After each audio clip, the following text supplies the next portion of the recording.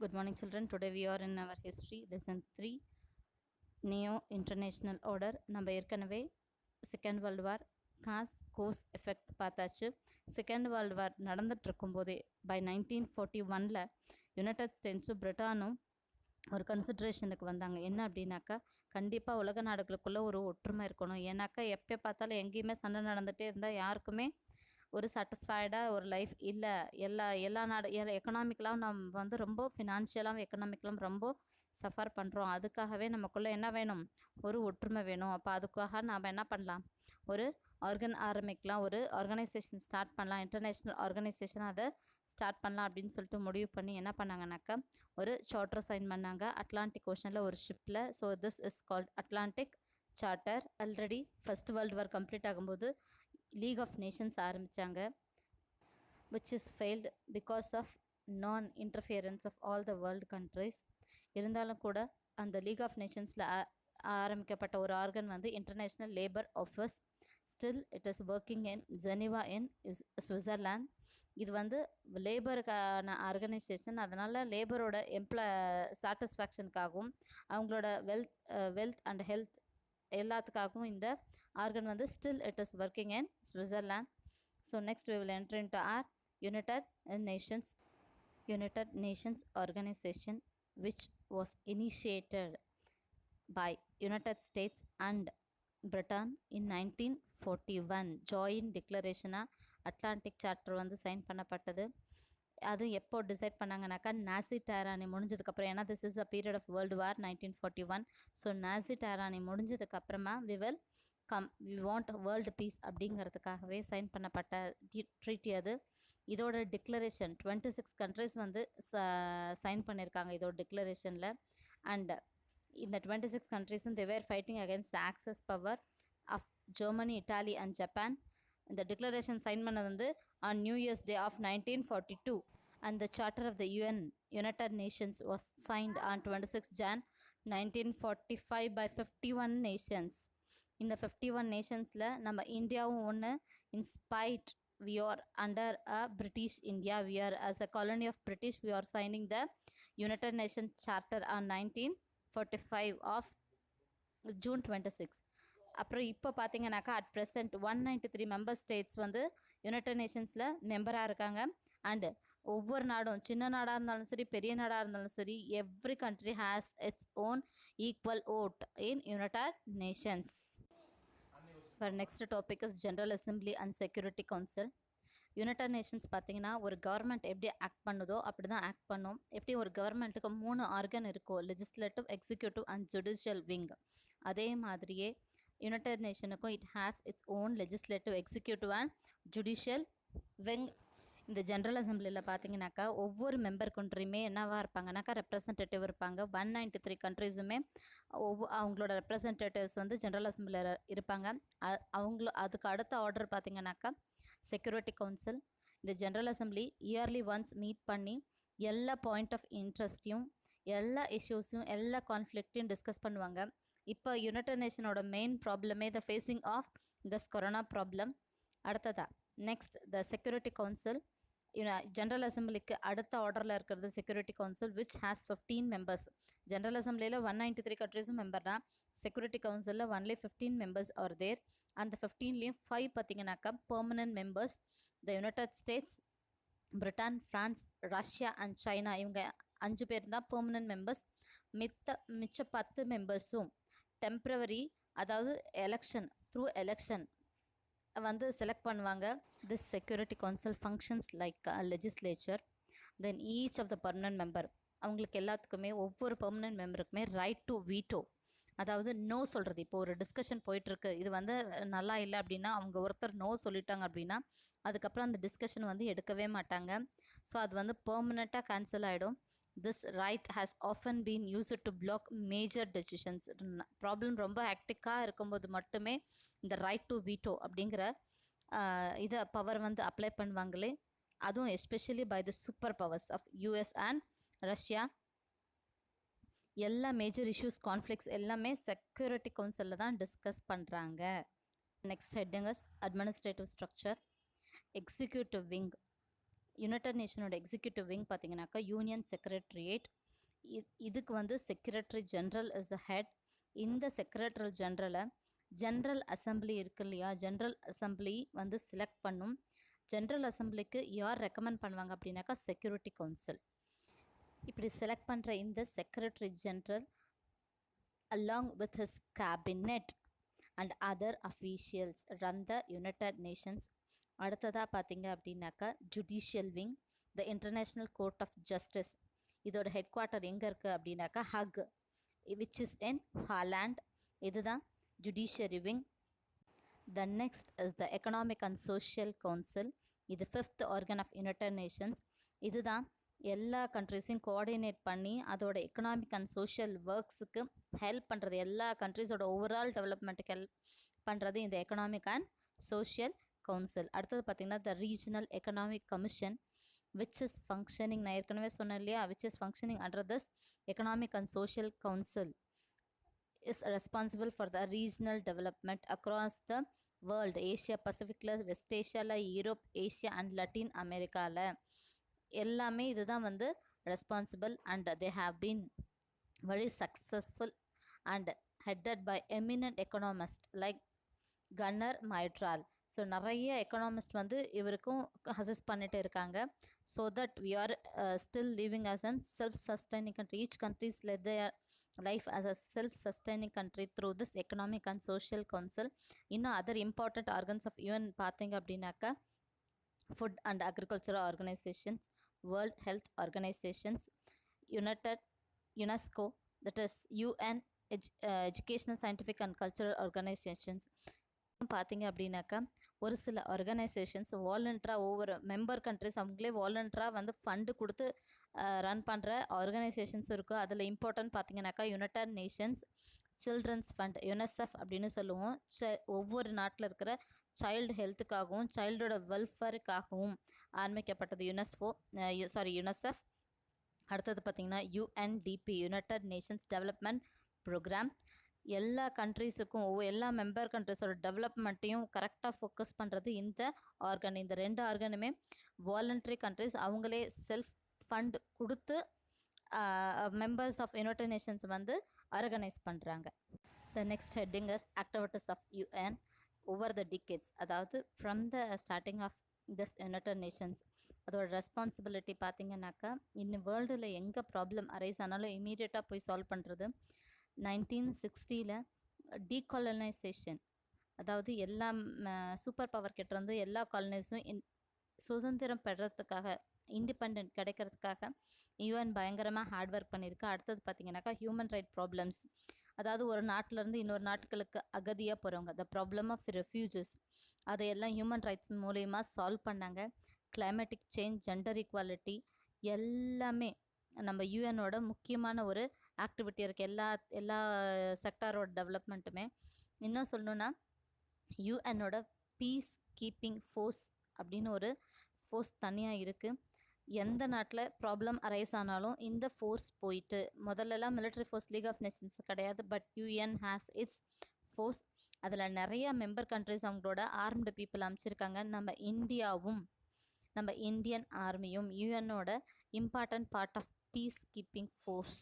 And இதுவும் நம்ம Indian army நிறைய நம்ம கண்ட்ரிஸோட நிறைய பார்ட்டில் போய் ஒர்க் பண்ணியிருக்கு யூஎனுக்காக.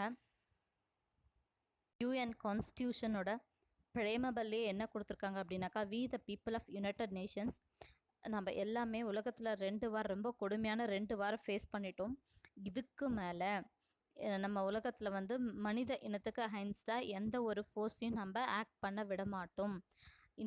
அதே மாதிரி மென் அண்ட் உமென் எல்லா ஜெண்டருமே நம்மளை பொறுத்த வரைக்கும் என்னது ஈக்குவல் ரைட்ஸ் இருக்குது நம்ம வேர்ல்டை பொறுத்த வரைக்கும் அப்படின்னு நம்ம யூஎன் கான்ஸ்டியூஷன்லேயே பிரேமபல்லி இதை ஆட் பண்ணியிருக்காங்க. நம்மளோட next side heading is world bank. This world bank அந்த இன்டர்நேஷ்னல் மானிட்டரி ஃபண்ட், இது ரெண்டையுமே சேர்த்து என்னென்னு சொல்லுவாங்கனாக்கா பிரிட்டன் உட்ஸ் ட்வின்ஸ். எதுக்காக அப்படின்னாக்கா ரெண்டுமே 1945 ஒட்டுக்கா எஸ்டாப்ளிஷ் பண்ணாங்க. இதோட 2 சைன் பண்ணது வந்து பிரிட்டன் உட் கான்ஃபரன்ஸ் 1944 தான் இது வந்து கன்க்ளூஷனுக்கு வந்தது. இன்னொரு விஷயம், இது எங்கே லொக்கேட் ஆகிருக்குனாக்கா வாஷிங்டன் டிசி நம்மளோட யூஎஸில்.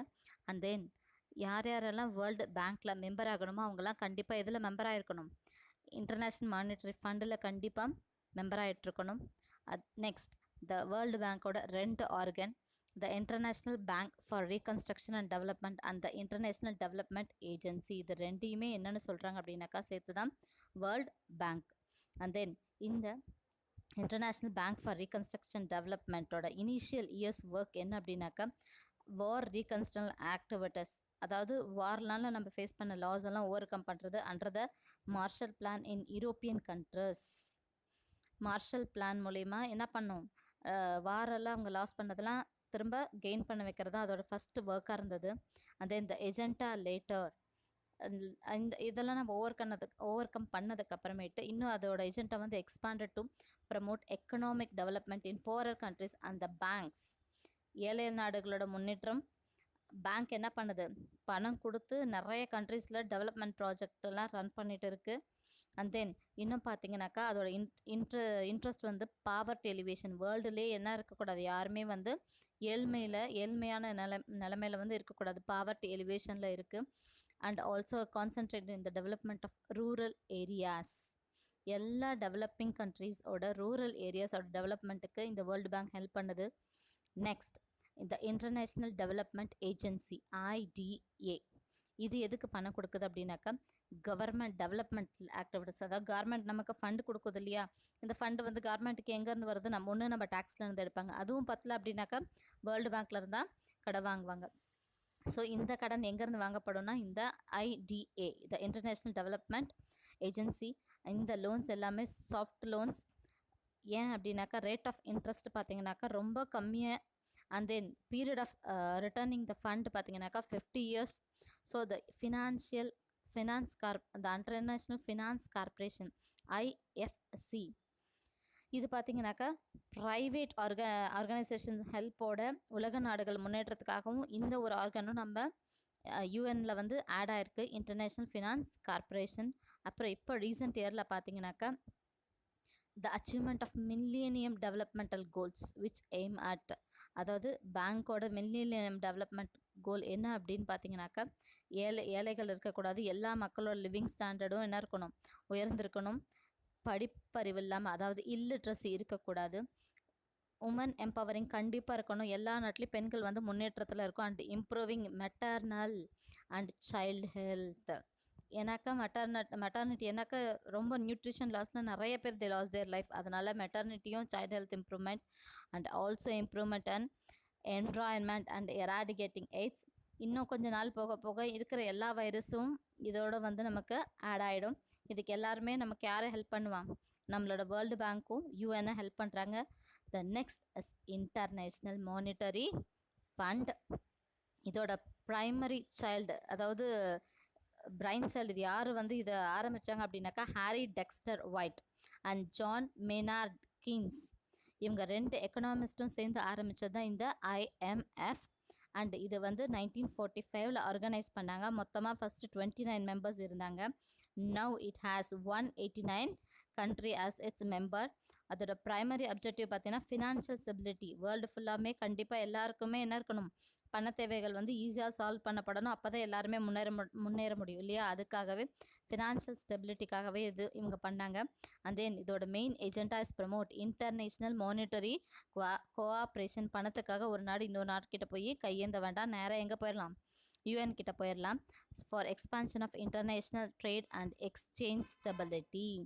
ஸோ நம்ம பணத்துக்காகவும் சரி வியாபாரத்துக்காகவும் சரி நம்ம UN கிட்டேயே IMF கிட்டேயே போய் நம்ம ஹெல்ப் கேட்கலாம்.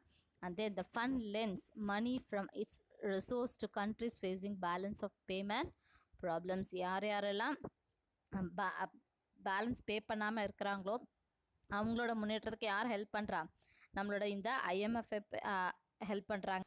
இருந்தாலும் கூட பாரோயிங் நேஷன்ஸ் மேலே சில கண்டிஷன்ஸ் அது இம்ப்ளை பண்ணுது. என்ன அப்படின்னாக்கா அதாவது மக்களுக்கு சப்சிடிஸ் கொடுக்குறாங்க இல்லையா, அந்த சப்சிடிஸை வந்து கட் பண்ண சொல்லுது. அதனாலே டெவலப்மெண்ட் கண்ட்ரீஸுக்கு எல்லாத்துக்கிட்டையும் IMFல போயிட்டு ஃபண்டு கலெக்ட் பண்ணுறதுன்றது ஒரு பெரிய ஹெக்டிக்கான சுச்சுவேஷன்ஸ். ஏன்னா கண்ட்ரியோட எக்கனாமிக்கல் பேலன்சிங்கில் IMFும் கான்சென்ட்ரேட் பண்ணுறதுனால they cannot provide subsidies to people which is not good for developing country.